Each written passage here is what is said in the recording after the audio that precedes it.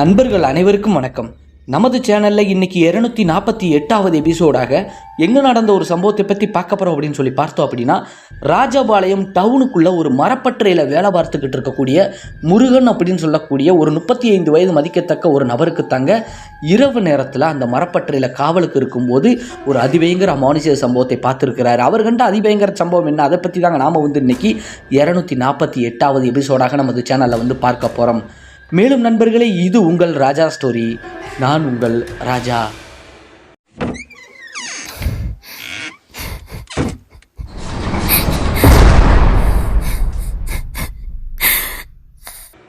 இந்த வீடியோ உங்களுக்கு பிடிச்சிருந்துச்சுன்னா மறக்காம இந்த வீடியோக்கு ஒரு லைக் போட்டுட்டு உங்கள் நண்பர்களுக்கும் இந்த வீடியோவை ஷேர் பண்ணி நம் ராஜா ஸ்டோரி சேனல் வளர்ச்சிக்கு பேர் உதவியாக இருங்கள் என் நண்பர்களே. மேலும் உங்கள் வாழ்விலோ இல்லை உங்களுக்கு தெரிந்த ஒரு சில நபர்களின் வாழ்விலோ இது போன்று ஏதாவது மறக்க முடியாத அதிபயங்கர அமானுஷ்ய சம்பவங்கள் நடந்திருந்தால் டிஸ்பிளேயில் காட்டப்படக்கூடிய இந்த ராஜா ஸ்டோரி அப்படிங்கக்கூடிய என்னுடைய வாட்ஸ்அப் எண்ணிற்கு ஒரு வாய்ஸ் மெசேஜாக கூட அனுப்புங்க நண்பர்களே. கண்டிப்பாக நமது சேனலில் அது ஒளிபரப்பப்படும் அப்படிங்கிறத தெரியப்படுத்திக்கிறேன். மேலும் வாங்க நண்பர்களே, இன்னைக்கான அந்த அதிபயங்கர அமானுஷ்ய சம்பவத்துக்குள்ள நாம போகலாம்.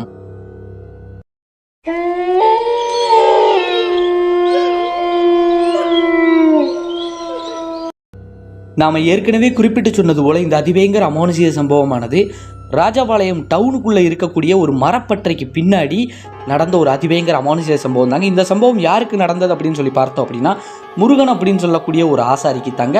கிட்டத்தட்ட அவருக்கு ஒரு 35 வயசு இருக்குமாங்க. 2014 அந்த காலகட்டங்களில் தான் இந்த அதிபயங்கர அமானுஷ்ய சம்பவமானது அவருக்கு நடந்திருக்குது. அப்படி என்ன நடந்தது அப்படின்னு சொல்லி பார்த்தோம் அப்படின்னா, இந்த முருகன் அப்படின்னு சொல்லக்கூடிய ஆசாரிக்கு சொந்த ஊர் ஸ்ரீவில்லிபுத்தூர் தாண்டி ஒரு சின்ன கிராமம் அப்படின்னு சொல்லியிருக்கிறாங்க. பெரும்பாலும் அந்த ஸ்ரீவில்லிபுத்தூர் டவுனுக்குள்ள ஆசாரி வேலை பார்த்துருக்கிறார். மரப்பற்றைகளில் கொஞ்சம் போதிய வேலைகள் இல்லாத காரணத்தினால அவங்க சித்தப்பாவின் உதவியோடு ராஜபாளையத்தில் ஒரு பற்றையில் கொஞ்சம் அதிகமாக வேலை இருக்குது, ஒரு 2 மாதம் போனால் நல்லா அழகாக இருந்து பார்க்கலாம், போறியா தம்பி அப்படின்னு சொல்லி அனுப்பி விட்டுருக்கிறார். அவங்க சித்தப்பாவின் பேச்சை கேட்டு தான் சரி அப்படின்னு சொல்லிட்டு அந்த முருகன் அப்படின்னு சொல்லக்கூடிய அந்த ஆசாரி இந்த மரப்பற்றைக்கு வேலைக்கு சேர்றாரு. கிட்டத்தட்ட அவர் வேலை ஒரு வார காலம் 10 நாட்களும் வரைக்கும் நல்ல முறையில் வேலை பார்த்துருக்கிறார். எந்த ஒரு பிரச்சனையும் இல்லாமல் தான் நல்ல முறையில் போயிருக்குது. பெரும்பாலும் ஒரு ஊருக்கு போயிட்டு வந்துகிட்டு இருக்கக்கூடிய காரணத்தினால இவருக்கு கொஞ்சம் உடல் அசதி இருக்கக்கூடிய காரணத்தினால பற்றையிலே இரவு நேரத்தில் தங்கிக்கோங்க தம்பி, ஏற்கனவே ஒரு தாத்தா அந்த பற்றையில் இருக்கிறாரு, அவர் ஏண்ட வேலைகளை முடிஞ்ச வேலைகளை பார்த்துக்கிட்டு இரவு நேரத்தில் எங்கள் காவலுக்காக தங்கியிருக்கிறாரு, நீங்கள் அதே மாதிரி அவர் கூட இந்த ரூமில் எங்கேயே தங்கிக்கலாம், ஒரு சின்ன ஒரு சாய்ப்பு மாதிரி இருக்கும், ஓட்டு சாய்ப்பு மாதிரி, அதில் நீங்கள் ஒரு கட்டில் போட்டு தங்கிக்கிட வேண்டியதான், எதுக்கு அங்கேயும் இங்கேயும் அலையிறீங்க, ஒரு 2 மாதம் தானே சமாளிச்சிடலாம்ல அப்படின்னு சொல்லி அந்த பற்றையின் ஓனர் சொன்னதன் காரணமாக சரி அப்படின்னு சொல்லிட்டு அந்த முருகன் அப்படின்னு சொல்லக்கூடிய ஆசாரியும் இங்கே இரவு நேரத்தில் தங்கிக்கிடலாம் அப்படின்னு சொல்லிட்டு முடிவெடுத்து தங்குறாருங்க. அவருங்க தங்க ஆரம்பிச்சு சரியாக ஒரு 2 நாட்கள் எந்த ஒரு பிரச்சனையும் இல்லை. 2வது நாள் கழித்து 3வது நாளுங்க கிட்டத்தட்ட இவர் வேலையும் 2 வாரமாக இங்கே பார்த்துட்டாருங்க. தங்கள் இப்போ 2-3 நாளாக தான் தங்கியிருக்கிறாரு. அந்த 3வது நாள் ஒரு அமாவாசை நாட்களாக இருந்து வருது. அந்த அமாவாசை நாளில் அவருக்கு ஒரு அதிபயங்கர அமானுஷ்ய சம்பவம் அங்கே நடக்குது. அப்படி என்ன நடக்குது அப்படின்னு சொல்லி பார்த்தோம் அப்படின்னா, பற்றைகளில் வேலையெல்லாம் முடிச்சுட்டு ஒரு 7 மணிக்கு மேலே எல்லாத்தையும் ஒதுங்க வச்சுக்கிட்டு அவருக்கான இடத்துல ஒரு சின்ன கட்டில் இருக்குதுங்க, அதுவும் மரக்கட்டில் தான். அந்த மரக்கட்டில் அவர் தனியாக கொஞ்சம் தள்ளி போட்டு படுக்கிறாருங்க. சென்டரில் அந்த ஓட்டு சாய்ப்பில் ஃபேன் இருக்குது, காத்தாடி இருக்குது. இந்த பக்கம் அந்த பெரியவர் படுத்திருக்கிறாரு, காவலுக்காக இருக்கக்கூடிய அந்த பெரியவர். இன்னொரு பக்கம் கொஞ்சம் தள்ளி இவர் படுத்திருக்கிறாரு. இவர் படுத்திருக்கிறது ஒரு சாச்சு படுத்திருக்கிறாருங்க. அதாவது அந்த காம்பவுண்டு சுவர், அந்த மரப்பற்றைக்கு கொஞ்சம் சரியாக இவர் படுத்திருக்கிற இடத்துல இருந்து ஒரு 10-20 அடியிலே காம்பவுண்டு சுவர் இருக்குது. அந்த காம்பவுண்டு சுவர் தான் அந்த மரப்பற்றையை சுற்றி இருக்குது பாதுகாப்புக்காக. அந்த காம்பவுண்டு சுவரை பார்த்த மாதிரி இவர் இரவு நேரத்தில் படுத்து தூங்குறாரு, ஒரு சாய்ச்சி படுத்திருக்கிறாரு. சரியாக இரவு ஒரு 12-1 மணி அளவில் இருக்கும் அப்படிங்கிற மாதிரி சொல்லியிருக்கிறாங்க. என்ன நடக்குதுன்னா, இவருக்கு ஒரு அழுகுரல் சத்தம் பயங்கரமாக கேட்குது. அதாவது விம்மி விம்மி அழக்கூடிய அழுகுரல் சத்தம் கேட்குது. இவரும் அங்கிட்டு இங்கிட்டு உருட்டி படுத்து பார்த்துருக்கிறாரு. இவருக்கு என்னடா ஏதோ கற்பனை தான் அப்படின்னு நினச்சிருக்கிறாரு. அதுக்கப்புறம் கொஞ்சம் அழுகுரல் சத்தம் பயங்கரமாக கேட்கும்போது என்ன பண்ணுறாரு அப்படின்னா, திடுக்கிட்டு எழுந்துடுறாரு. எழுந்து கட்டில் அப்படியே உட்காந்துடுறாரு. பக்கத்தில் இருக்கக்கூடிய அந்த தண்ணி வாட்டர் கேனை எடுத்து தண்ணியும் குடிக்கிறாரு. குடிச்சிட்டு அப்படியே தலையை கீழே தொங்க போட்டுக்கிட்டே அப்படியே வீட்டு ஞாபகத்திலே உட்காந்துருக்கிறாரு. பார்க்குறாரு. இப்படி வந்து படுத்திருக்கிறமே கொசுக்கடியில் அப்படின்னு சொல்லிட்டு யோசிச்சுக்கிட்டு இருக்கும்போது மறுபடி வந்து யாரோ விம்மி விம்மி அழக்கூடிய ஒரு அழுகுரல் சத்தம் வந்து கேட்குது. என்னடா இது, இந்த இடத்துல யார் அழுகிறா அப்படின்னு சொல்லிட்டு அப்படியே பட்டறைக்குள்ளே சுற்றி முற்றி பார்க்குறாரு. பெரியவரும் வந்து அந்த ஓட்டுச்சாய்ப்புக்குள்ளே அவர் ஒரு ஓரமாக படுத்து தூங்கிட்டு இருக்கிறாரு. பட்டறைக்குள்ளே நம்மளை தவிர்த்து வேறு யாருமே கிடையாது. இது வந்து பட்டறை வந்து பசார், அதாவது வந்து மெயின் ரோட்டுக்கு பக்கத்தில் ஒட்டின மாதிரி தான் இருக்குது. ஒதுங்கினாப்பில் இருக்குது. என்ன ஒன்று, பக்கத்தில் ரோடு இருக்குது. இந்த பட்டறைக்கு பின்னாடி தான் காலி இடங்கள், அதாவது வந்து தென்னை மரங்கள் அடர்ந்து இருக்குது. அது இன்னொரு நபரின் இடமாக இருக்குது. அந்த காலி இடத்துக்கு பக்கத்தில் சுடுகாடெல்லாம் இருக்குது. அதெல்லாம் இவருக்கு தெரியும். ஆனால் இருந்தாலும் எப்பயும் இல்லாத திருநாளை என்னடா இது அழுகுரல் சத்தம் கேட்குது அப்படின்ட்டு இவருக்கு ஒரு வித பதட்டமும் வந்துடுது. ஆனால் இருந்தாலும் வந்து ரோட்டில் யாராவது வந்து கொஞ்சம் பிச்சைக்காரங்க அப்படி இல்லைன்னா வேறு ஏதாவது ஒரு நபர் உட்காந்து அழுதுகிட்டு இருப்பாரோ அப்படின்னு சொல்லிட்டு இவரே மனசுக்குள்ளே நினச்சிக்கிட்டு அப்படியே பட்டறைக்கிட்ட இருந்து எந்திரிச்சு ரோட்டுக்கிட்ட எட்டி பார்க்குறாரு. அங்கே எதுவுமே இல்லை. ஆனால் அழுகுரல் சத்தம் அந்த காலி இடத்தை நோக்கி தான் கேட்குதுங்கிறது தெரிய வருது. சரி, இது எதுக்குடா நமக்கு வம்பு, யாரோ என்னவோ பண்ணிட்டு போட்டு நம்ம வாட்டுக்கு படுக்கலாம் அப்படின்னு சொல்லிட்டு மறுபடி வந்து கட்டிலில் வந்து போர்வையை இழுத்து மூடி படுக்கிறாரு. தூக்கமே வரவே இல்லை. கொஞ்ச நேரம் கழிச்சு மறுபடி வந்து அந்த அழுகுரல் சத்தம் வந்து பயங்கரமாக அதிகமாக கேட்குது.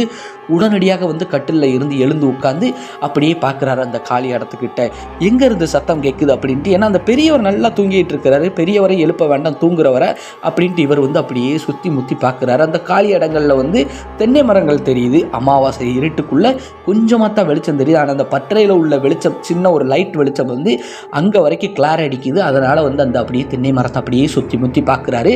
அது போக வந்து யாராவது அங்கே இருக்காங்களான்னு அப்படி பார்க்கும்போது எதுவுமே தெரியல. காம்பவுண்டு சுவரை எட்டி பார்த்தா தான் ஏதாவது தெரியும். காம்பவுண்டு சுவரை எட்டி பார்க்க இவர் தயாராக இல்லை.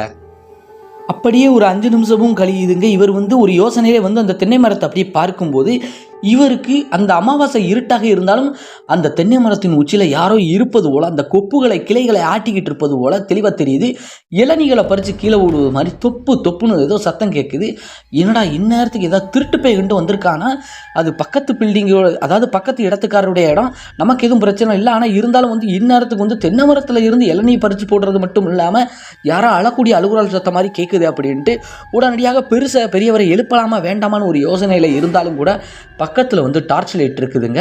அந்த பெரியவர் பக்கத்தில் அந்த டார்ச் லைட்டை டக்குன்னு எடுக்கிறார். இவர் கைவசம் வந்து பட்டன் மொபைல் இருக்குது. அந்த டார்ச் லைட்டை ஆன் பண்ணால் அவ்வளோ தூரத்துக்கு வெளிச்சமாக இருக்காது. அதனால் அந்த பேட்ரி லைட்டை எடுக்கிறாரு. பேட்ரி லைட்டை எடுத்துக்கிட்டு கொஞ்சம் தள்ளி வந்து அப்படி லைட் அடித்து பார்க்குறாருங்க. அப்படி அடித்து பார்க்கும்போது யாரோ ஒரு நபர் மேலே இருப்பது போல் இருக்குது. உடனடியாக ஒரு அஸ்கி வாய்ஸில் ஒரு பதட்டத்தோடு ஒரு பயத்தோடு, ஏன்னா நமக்கு எதுவும் ஆயிடக்கூடாதுன்னுட்டு கூட இவர் யாரது அந்த மரத்து மேலே இருக்கிறது யார் அப்படின்னு சொல்லி டார்ச் லைட்டை அடித்து பார்க்கும்போது வந்து அங்கே இருந்து டப்புன்னு ஒரு ஆள் கீழே விழுந்த மாதிரி இருந்திருக்குதுங்க. ஆகா, என்னடா இது, யாரோ குதிச்ச மாதிரி இருந்தது அப்படின்னு சொல்லிட்டு ஒரு வித பதட்டம். ஏன்னா இளநீ பறிச்சு போட்டால் இப்படி இருக்காது, யாரோ குதிச்ச மாதிரி தானே இருக்குது அப்படின்ட்டு ஒருவேளை நம்ம போட்ட சத்தத்தில் பதறி கண்டு விழுந்துட்டாரா ஐயோ அப்படின்ட்டு ஒரு பதட்டத்தோடு விறுவிறுன்னு அப்படியே வந்து அந்த டார்ச் லைட்டை அடிச்சுக்கிட்டே வேகமாக ஓடுதார். 10-20 அடி இருக்கக்கூடிய அந்த கைபிடி சோறு, அந்த காம்பவுண்டு சோரை வந்து அப்படி கொஞ்சம் எட்டி அப்படி பார்க்குறாரு. அப்படியே சுற்றி முற்றி டார்ச் லைட்டை அடித்து பார்க்கும்போது ரத்த வெள்ளத்தில் ஒரு நபர் அங்கே இறந்து சரிஞ்சு கிடப்பது போல இருக்குது. இதை பார்க்கும்போது இவருக்கு அதிர்ச்சி. ஆகா, நம்ம போட்ட சத்தத்தில் தான் மேலேருந்து கீழே விழுந்திருப்பாரோ, இப்போ என்னடா பண்ணுறது, நமக்கு எதுவும் பிரச்சனை வருமா அப்படின்ட்டு இவர் ஒரு வித பதட்டத்தோடு இருக்கிறாரு. பெரியவரை எழுப்பலாமா வேண்டாம், நம்ம மேலே ஏதாவது வம்பு வழக்கு வந்துடும், நம்மளே ஊரை விட்டு ஊர் வந்து வெளியூர் வந்து வேலை பார்த்துக்கிட்டு இருக்கிறோம், திருட்டு பையனாக இருந்தாலும் வந்து அவனா மேலே இருந்து கீழே விழுந்த மாதிரி இருக்கட்டும், நம்ம எதுவும் சொன்ன மாதிரி காட்டிக்கிட வேண்டாம் அப்படின்னு சொல்லிட்டு இவர் அங்கே ரிட்டன் போயிடலாமா அப்படின்ட்டு அப்படியே ஒரு பதட்டத்தோடு வந்து திரும்புகிறாரு. அந்த பிரேதத்தை பார்த்துக்கிட்டே, ரத்த வெள்ளத்தோடு கிடக்கக்கூடிய அந்த உடலை பார்த்துக்கிட்டே அப்படி திரும்பும்போது மறுபடி ஒரு அழுகுரல் சத்தம் பயங்கரமாக கேட்குது. என்னடா இது, மறுபடியும் அழுகுரல் சத்தம் கேட்குது, வேற யாரும் இருக்கிறாங்களா என்ன ஏதோ அப்படின்ட்டு, உயிர்கண்டு இருக்குதா அப்படின்ட்டு மறுபடி 2 அடி எடுத்து வச்சு அந்த காம்பவுண்டு சுவரை தாண்டி டார்ச் லைட்டை அடித்து பார்க்கும்போது அந்த உருவம் அப்படியே படுத்து கிடக்குதுங்க. அந்த பிரேதம் இறந்த உடல் ரத்த வெள்ளத்தோட சரிஞ்சு கிடக்குது. டார்ச் லைட்டை அப்படியே உத்து அடித்து பார்த்துக்கிட்டே இருக்கிறாரு. அப்படி பார்க்கும்போது, ஏன்னா அவர் தான் அழுகிறாரா உயிர்கிட்டு இருக்காருன்னு தான் அப்படி உத்து பார்க்குறாரு. அப்படி அடிச்சுக்கிட்டு இருக்கும்போதே வந்து டக்குன்னு வந்து கண்களை வந்து திறந்த மாதிரி இருக்குது. அப்படி இருக்கும்போது கருவிலேயே தெரியலையாங்க.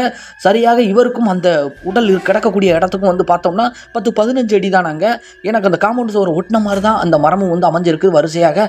அதில் ஒரு இடத்துல தான் அப்படி இருக்குது. உடனடியாக டார்ச் லைட்டை அடித்து பார்த்துட்டு இவருக்கு ஒரு பதட்டம் அப்படியே பதறி போய் அப்படியே பேக் அடிச்சுட்டு அப்படியே பார்க்குறாரு. என்னடா உயிர் இருக்குதா என்னடா அப்படின்னு சொல்லி பார்க்கும்போது வந்து டக்குன்னு எழுந்து உட்காந்து அப்படியே குனிஞ்சு குஞ்சு அழுவுது போல இருக்குது. என்னடா இது வித்தியாசமாக இருக்குது, கண்டிப்பாக இது எதுவும் மனிதனே கிடையாது, கருவிலியும் கிடையாது, முகம் விகாரமாக இருக்குது அப்படின்னு சொல்லிட்டு ஒரு வித பதட்டத்தோடு விறுவிறுன்னு வந்து டார்ச் லைட் ஆஃப் பண்ணிட்டு விறுவிறுன்னு அவர் கட்டில் வந்து படுக்கும்போது பெரியவருக்கு சத்தம் கேட்டு உடனடியாக என்ன தம்பி அப்படின்னு சொல்லிட்டு தூக்கம் வரலையாப்பா அப்படின்னு சொல்லிட்டு அந்த பெரியவர் கேட்குறாருங்க. இல்லைன்னாச்சி அங்கே அங்கே அப்படிங்கும்போது என்ன முருகா எங்கப்பா அப்படின்னு சொல்லிட்டு அவர் எழுந்திருக்கிறாரு. எழுந்து படுத்து தூக்கம் வரலையாப்பா அப்படிங்கும்போது ஐயா அங்கே யாரையோ பார்த்தேன் ஐயா அப்படிங்கும்போது எங்கப்பா அப்படிங்கும்போது அந்த காம்பவுண்டு சோருக்கு அந்த பக்கம் யாரோ அழுவது போல இருந்துச்சு, போய் பார்த்தா அங்கே ஒரு வித்தியாசமாக யாரோ விகாரமாக இருப்பது போல இருக்குது அப்படிங்கும்போது வந்து பெரியவருக்கு புரிஞ்சுக்கிடுச்சு. முருகா படுப்பா, அப்படியெல்லாம் ஒன்றும் கிடையாதுப்பா, மனசுக்குள்ளே எதுவும் கற்பனை வளர்த்துக்கிட்டு இருக்காத அப்படின்னு சொல்லிட்டு படுப்பா அப்படின்னு சொல்கிறாரு. இவர் வந்து ஒரு வித பதட்டத்தோடு அப்படியே யோசனை பண்ணிக்கிட்டே இருக்கிறாரு. பெரியவருக்கு அப்போ தான் தெரியுது, ஓ இன்னைக்கு அமாவாசையா அப்படின்னு சொல்லிட்டு. ஏன்னா அவருக்கு ஏதோ ஒரு விஷயம் தெரிய வருதுங்க. இருந்தாலும் முருகனை வந்து சமாதானப்படுத்தி, முருகன் நீ வேணா இந்த கிட்டில் படுப்பா, நான் அங்கே படுக்கத்தானே பயப்படுறேன், இங்கே படுப்பா அப்படிங்கும்போது வந்து சரிங்க ஐயா அப்படின்னு சொல்லிட்டு பதட்டத்தோடு வந்து அந்த பெரியவர் படுத்திருந்த கட்டில் அவர் படுக்கவும் இவர் கட்டில் அவர் மாறி படுத்துக்கிறாரு. சரிப்பா நீ தூங்குப்பா நான் பார்த்துக்கிறப்பா அப்படின்னு சொல்லிட்டு இவர் வந்து ஐயா அங்கே போய் என்னன்னு தான் பாருங்களேன் அப்படிங்கும்போது அங்கெல்லாம் ஒன்றும் இல்லைப்பா, கற்பனை அது உனக்கு, நீ தூங்குப்பா அப்படின்னு சொல்லிட்டு பெரியவர் வந்து சமாதானப்படுத்துகிறாருங்க. விடிய விடிய தூக்கமே கிடையாது முருகனுக்கு. அதை நினச்சி கண்ணசரும் போதெல்லாம் திடுக்கிட்டு எழுந்து உட்காந்துடுறாருங்க. பெரியவர் கண்டுபிடிச்சிட்டாரு, சரி காலையில் முருகனுக்கு சமாதானப்படுத்தி கூட இப்போ சொன்னால் பயந்துரும் அப்படின்னு சொல்லிட்டு பெரியவரும் கொஞ்சம் அமைதியாக இருந்திருக்கிறாரு. தூங்குப்பான்னு சொல்லிட்டு அவரும் தூக்கம் இல்லாமல், அவர் ஏற்கனவே வந்து காவலுக்கு தான் அங்கே வேலைக்கு சேர்ந்துருக்கிறாரு. அந்த பட்டறையில் பகலில் ஏதாவது ஒரு வேலை இருந்தால் பார்ப்பார், இல்லைன்னா இந்த மாதிரி காவலுக்கு தான் இருப்பார். அந்த பெரியவர் வந்து அங்கிட்டும் இங்கிட்டும் நடந்து கொடுக்க போய் ஒரு தைரியத்தோடு வந்து பெரியவர் வந்து தைரியமாக அங்கே இங்கே நடந்துக்கிட்டு இருக்கிறாரு. கொஞ்சம் கண்ணா சரலாம் அப்படின்னு சொல்லிட்டு பார்க்குறாரு. ஆனால் தூக்கமே வரல. விடிய தூங்காமல் தான் முழிச்சிருக்கிறாரு முருகன். அப்படியே கொஞ்சமாக பொழுதும் விடியுதுங்க. காலையில் ஒரு 6:30 ஆகுது. முருகன் வந்து கொஞ்சம் அப்படியே பதட்டத்தோடு வந்து கண் அப்படியே மூடுன மாதிரி தான் படுத்திருக்காரு. ஆனால் தூங்கவே இல்லைங்க. பெரும்பாலும் அந்த பெரியவர் எழுப்பி காலையில் முருகனை வந்து டீ கடையை கூப்பிட்டு போய் டீ சாப்பிட்டு வருவாங்க 2 பேரும். அதே பார்வையில் வந்து பெரியவர் வந்து முருகா எந்திரிப்பா போய் டீ சாப்பிட்டு வரலாம் அப்படின்னு சொல்லிட்டு கூப்பிடுறாருங்க. முருகன் வந்து மெதுவாக போர்வையை விளக்குறாருங்க. ஆனால் அப்பையும் கொஞ்சம் உடல் நடுங்கத்தான் செய்யுது. இன்னும் முருகா எந்திரிப்பா போய் டீ சாப்பிட்டு வரலாம் அப்படிங்கும்போது வந்து முருகனால் எந்திரிக்கவே முடியலை. பயங்கரமான உடல் அசதியாக இருந்திருக்கு, காய்ச்சல் பயங்கரமாக வந்திருக்குது. ஏன்னா நேருக்கு நேராக அவர் வந்து இதுவரைக்கும் அவர் வாழ்க்கையில் பார்த்ததில்ல. வயசு 35 வயசானாலும் கல்யாணம் முடிஞ்ச பிள்ளைங்களாம் இருக்குது. ஆனால் இருந்தாலும் வந்து இதுபோல் ஒரு அதிபயங்கரத்தை அவர் நேருக்கு நேரு பார்த்ததே கிடையாது. அந்த ஒரு காரணத்தினால காய்ச்சலே வந்துருச்சுங்க. உடனடியாக பெரியவரும் எழுப்பி வாப்பா என்னப்பா மேலே அனலாக கொதிக்குது, ஒன்றும் இல்லைப்பா ஒரு டீ சாப்பிட்டு ஏதாவது வந்து மாத்திரை மருந்து வாங்கிக்கிட்டோம்னா சரியாக அவர் வாப்பா அப்படின்னு சொல்லிட்டு அப்படியே எழுப்பி பற்றையை கேட்ட திறந்து கேட்டையும் அதுக்கப்புறம் வந்து சும்மா லாக் பண்ணிவிட்டு பக்கத்தில் இருக்கக்கூடிய டீ கடைக்கு நடந்து தான் போகிறாங்க. 2 பேரும் டீ சாப்பிட்றாங்க. ஒரு மாத்திரையும் வாங்கி கொடுக்குறாரு காய்ச்சல் கேட்கறதுக்காக. வந்து பக்கத்தில் மெடிக்கல் இருக்குது, ஆனால் மெடிக்கல் திறக்க லேட் ஆகும்ட்டு பக்கத்தில் அந்த டீ கடையில் வந்து தலைவலி மாத்திரை இந்த காய்ச்சல் மாத்திரைலாம் இருக்கும், அந்த மாத்திரையை வாங்கி கொடுத்துருக்கிறாரு. மாத்திரையை வாங்கி போட்டுட்டு வந்து மறுபடி வந்து பட்டறைக்கு வரும்போது வந்து முருகனுக்கு மனசே சரியில்லை. ஐயா நான் வேணால் ஊருக்கு போட்டால் இன்றைக்கி என்னால் ரெஸ்ட்டு தான் எடுக்க முடியும், வேலை பார்க்கவே முடியாதுங்க போது ஓனர் இப்போ 8 மணிக்கு வந்துடுவார் இல்லையா, நீ சொல்லிட்டு கூட கிளம்பியா அப்படின்னு சொல்லிட்டு சரின்னு சொல்லி சமாதானப்படுத்தி உட்கார வச்சிருக்கிறாரு. ஓனரும் வந்து ஒரு 8 மணி வாக்கில் வந்துடுறாரு.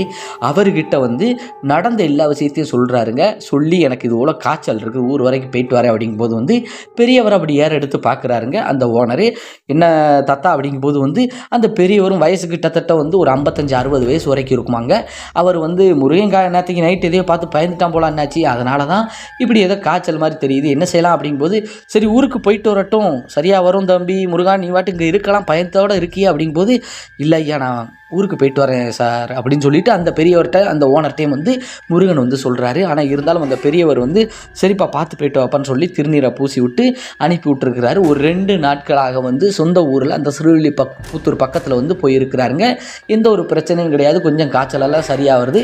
சரியாக வரும்போது வந்து அந்த பெரியவருடைய ஃபோன் நம்பரும் வந்து முருகன் கைவசம் இருக்குது. அங்கே இருந்துக்கிட்டே ஃபோன் போடுறாரு. ஐயா இங்கே என்ன நடக்குதுன்னு எனக்கு சொல்லுங்கள், அப்போ தான் வேலைக்கு வருவேன். இப்போ வந்து எங்கள் சித்தப்பா வந்து கொஞ்சம் இங்கே வேலையை எடுக்க ஆரம்பிச்சிட்டாங்க, கொஞ்சம் வேலை வருது, நீங்கள் உள்ளதான் நடந்த விஷயத்த சொன்னீங்க அப்படின்னா நான் ராஜபாளையத்துக்கு வேலைக்கு வந்துட்டு நான் போய்க்கிறேன், தங்க மாட்டேன் இனிமேல் அப்படின்னு சொல்லி அவர் சொல்கிறாரு. சரி முருகா உனக்கு அதான் சரி, நீ தங்கெல்லாம் வேண்டாம்ப்பா, வேறு ஒன்றும் கிடையாதுப்பா, நீ பார்த்தியே ஒரு காலி இடம், அந்த காலி இடம் வந்து இன்னொரு நபருக்கு சொந்தமான இடம் தான்ப்பா. அந்த இடத்துக்கிட்ட கிட்டத்தட்ட வந்து ஒரு 20-25 தென்னை மரங்கள் இருக்குதுப்பா. நல்ல உயர்ந்த மரங்களாக இருக்குது, பார்த்துருக்கேன் இல்லையா? அந்த காலி இடத்துக்கு பக்கத்துலேயே ஒரு சுடுகாடு கூட இருக்குது தெரியுமா? அந்த சுடுகாடும் வந்து அவருக்கு சொந்தமான இடம் தான்ப்பா. இந்த இடங்கள்லாம் வந்து தானமாக வழங்கிட்டாருப்பா. அந்த சுடுகாட்டில் வேலை பார்க்கக்கூடிய ஒரு வெட்டியான் ஊழியர் வந்து என்ன பண்ணுறாரு அப்படின்னா, பெரும்பாலும் இந்த சுடுகாட்டுக்குள்ளே வந்து தங்கிக்கிடுவாராங்க.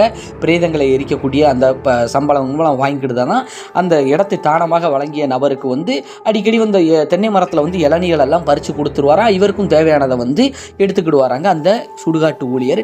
இப்படி தான் நல்ல முறையில் போய்கிட்டு இருந்த இடத்துல அவருக்கும் கிட்டத்தட்ட வயசு வந்து ஒரு 45 வயசு வரைக்கும் இருக்குமாப்பா.